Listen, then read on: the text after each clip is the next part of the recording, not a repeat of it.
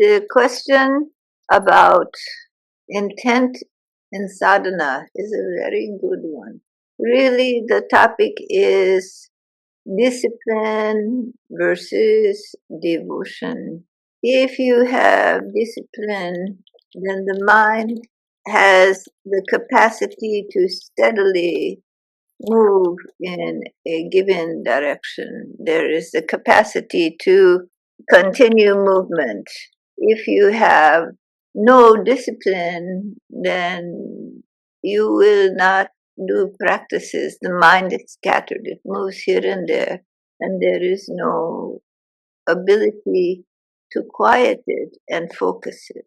But if all you have is discipline and there is no devotion, no heart, no love, then your sadhana will be dry. It will be without life because the passion, the emotion, the heart feelings need to be activated in order for the sadhana to be effective.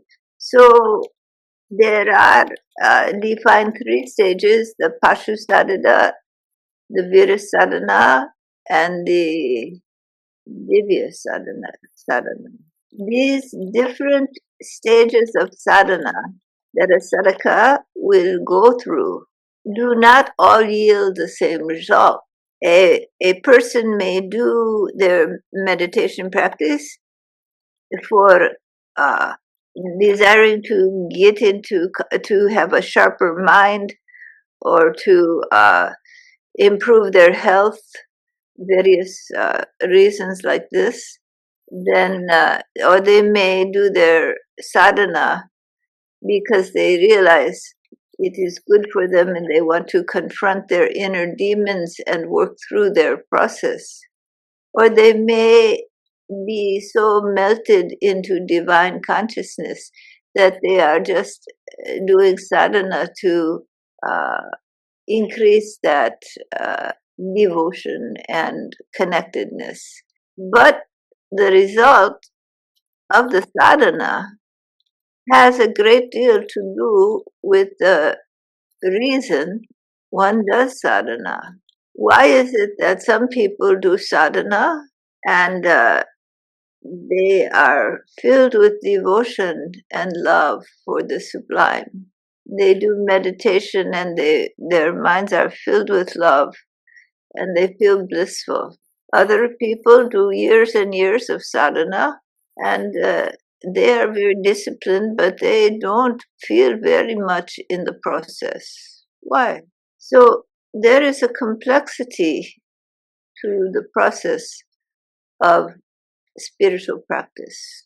Do you think that it is just saying a mantra or doing a visualization? That is an exercise of the mind to try to bring the mind into containment. And there are various forms of sadhana, and different practices may be suited for different people. Some practices tend to be more successful for more people because they are well thought out.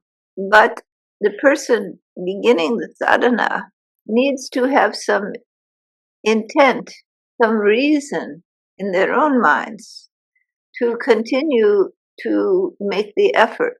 If you go to the gym, why will you go if you don't have a reason, if you don't think that you're going to get some benefit out of going to the gym? So if you take on the mental exercise of sitting quietly, calming the mind, which is sometimes quite difficult, the mind wants to go here and there, and figuring out how to become quiet and peaceful and have a more peaceful state that you come to. There needs to be a reason. Maybe you are stressed out and you want to figure out how to calm your anxiety and stress. Maybe you want to have more capacity of mental capacity and you think this will help your intuition and mental capacity. Or you think that meditation, many people have said it's very good for your health. Your telomeres will grow longer, you will live longer. and so much research on the benefits of meditation. So you want to do it to lower your blood pressure and to get your telomeres longer, or whatever health benefits you feel it will bring. But all of that is bringing into your sadhana. What is sadhana? You have a mantra or a visualization or a practice that you do, but what is it? As long as there is an I person, I want, therefore I will do this to acquire what I want, you are caught in the ego. So when you do sadhana, when you do spiritual practice with the intent of acquiring something, whether you want to acquire good health, well-being, love, whatever it is you want to acquire, there is still the barrier of separation. I and thou. I want to acquire X. So I will do this mental practice so that I can be a better person, I can acquire this or that, or whatever your goal.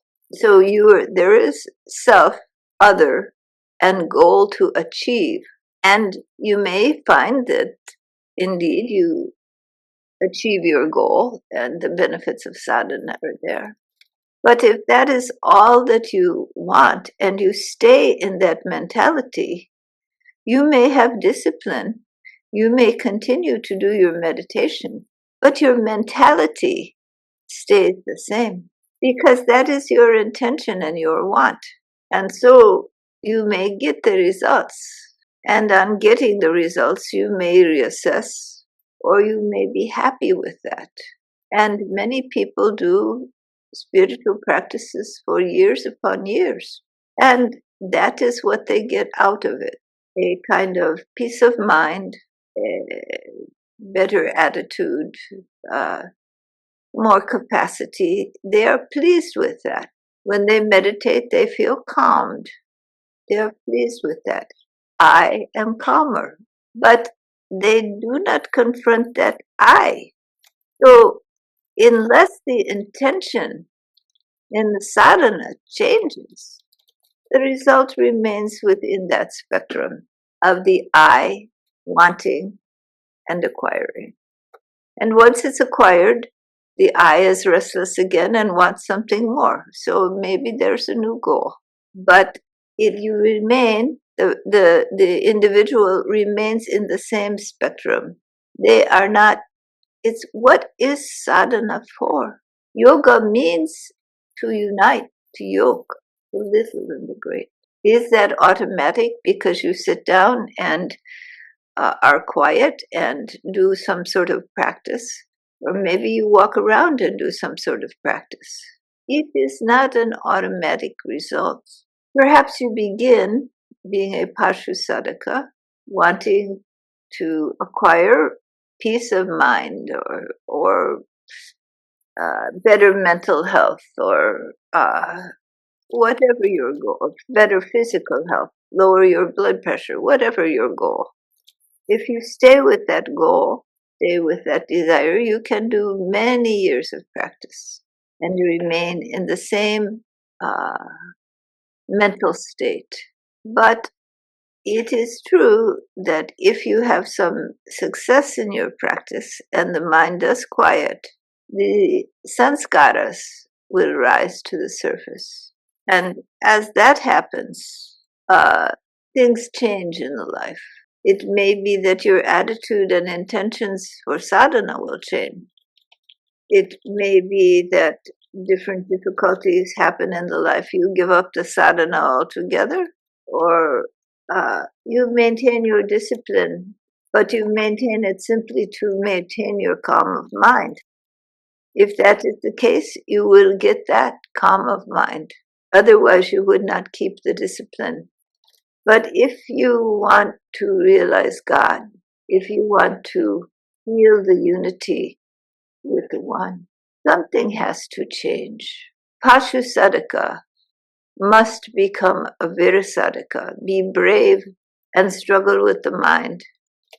Be willing to go outside of the boundaries of your beliefs and your constructs. Confront the inner demons. And then find the place inside of you which is in love with the divine. Discipline alone will not bring you to devotion. It may help, but to have devotion, one must find love. Love for the divine, love for the great, a willingness to sacrifice, to let go. So the real sadhana is not about acquiring anything, but about letting go. It is surrender. So to make this transition, there needs to arise in a person not only the desire to improve oneself, to do better as an individual, but the desire, the experience, the direct experience of the infinite, and the desire to connect, to love more deeply, to be one. And that desire grows until the yearning is like a drowning man trying to find air. The longing for that unity becomes profound. And then that love is there. The love which lets go, which surrenders. The desire to sit for sadhana, not just as a discipline, not to acquire anything, but to be in love, to surrender, to open your heart to the infinite. Then the process of sadhana itself changes completely. It is no longer a discipline. It is a sacred time of communion with the beloved. So from Pashu to Divya Sadhaka is a journey. And just sitting down for 1/2 hour or 1 hour or 2 hours a day, that alone does not make the journey. There has to be a fundamental change in one's attitude. And that comes along the way. But it depends. Intention makes a great deal of difference. When real pain comes in the life, often the intention to find and secure oneself with the divine is awakened. And when people have tried and succeeded at so many things that there is a loss of meaning, then that intention becomes awakened. By understanding, reading scripture, reading philosophy, understanding the nature of things, the mind and heart can become inspired through following the practices of yama and niyama and refining the mind. Inspiration grows. And through all of this, intention shifts away from acquiring to giving. I don't want to acquire anything. I am open to melting into love. I am open. I surrender. I let go to you, my beloved. Then the practice is no longer a practice. It is a love affair. It is a divine communion. So the transition from Pashu to Vira to Divya is not automatic. Have you ever known anyone who has said, yes, I have done meditation for 20 years, but still they have no devotion to God. They have no personal relationship. They have no feeling of unity in presence. But they have enjoyed this practice and it has improved their lives. And they are happy with that. Have you ever known such a person? But then there are those whose hearts and minds are more restless, and they will confront the barriers in the mind. They will tear them down out of passion. for God, passion to find the beloved, to be near. And the beloved touches such ones. And many times there is suffering in this process. But love grows in magnitude, peace and communion, a sense of presence grows. And who does the sadhana really? Not you. Who is really in charge? Not you. There is but one being with many forms, many little minds, one self. When the little self surrenders, lets go in love to the big self, then it changes. But that intent comes only when somehow there has been a seeking and a finding of God. When somehow the grace of the infinite has fallen on you and you have felt divine presence, you have felt that love and it has moved you, then you want to be close. You want unity. You want to go beyond your little I. And that desire becomes so strong that the little I want for me becomes, fades away into a giving. I give of myself. I surrender. I don't want anything for me. I want to live in love with you. I want to be one. I want to let go. I want to give what I have to you. This is an entirely different sadhana than the Pashu sadhana I want to acquire for me. Now I want to give all that I have to you. And there is a sense of union, a communion.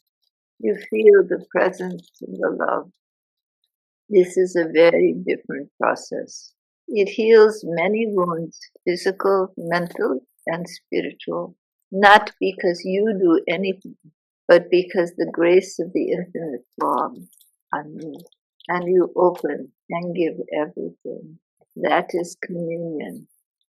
So how to get, or how to help someone get from being a Pashu sadhaka to this stage of devotion and love for the great, to the real sadhana, which is a process of surrender.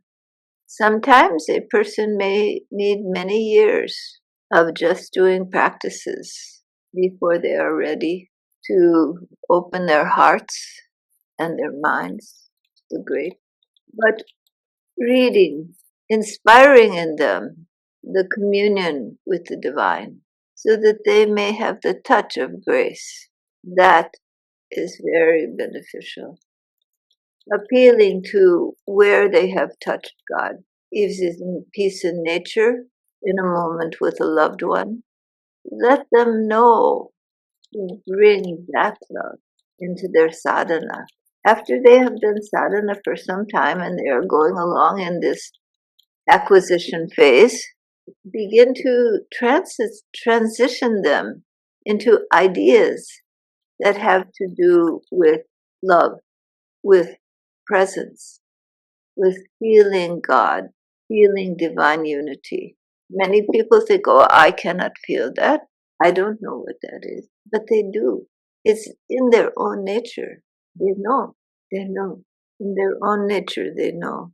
So the sadhana must begin to relate to one's heart, and awareness grow of grace and presence in all life.